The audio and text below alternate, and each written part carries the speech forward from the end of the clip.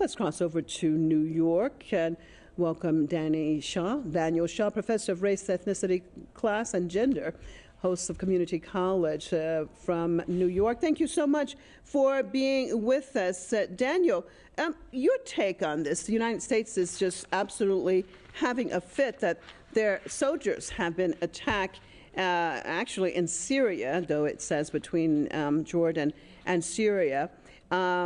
We've seen various reactions from various members of the U.S. government. And also we see that the former President Trump basically saying that it is Iran and other individuals saying that Iran is responsible for this and that it needs to be attacked. Your thoughts on all of this in general? There's been a war against Iran since 1979, a hybrid war. That war has taken on different forms. They've definitely used proxy forces, extremist proxy forces as well against Iran. They're looking for any justification. It's amazing the U.S. public doesn't bat an eyelash for how many tens of thousands of innocent Palestinian deaths, but 3 U.S. soldiers are killed, and it's front page news. So we see that some lives have value where others do not. When they say never again across the U.S. and Europe, of course, they are lying to us. I think it's a very telling moment.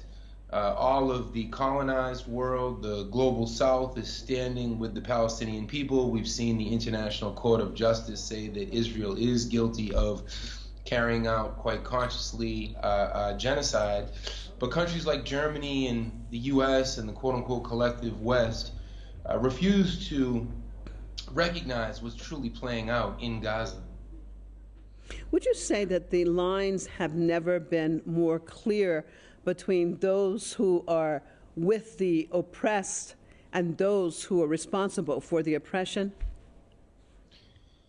I think that's correct. Many of us are asking if it's 2024 or if it's 1492 when Columbus first began the colonial project in the misnamed West Indies, or if it's 1620 when the Pilgrims, the marauding, raping Pilgrims swept through Massachusetts down through what would be Connecticut, killing the local native peoples, the Pequots, the Wampanoags. These are the questions that we have to raise. It's very clear that Israel, fully backed by the U.S. government, whether it's Trump, Biden, Bush, Obama, they've long used Israel as their invincible, or what they think is invincible, battle ram to do their bidding in West Asia.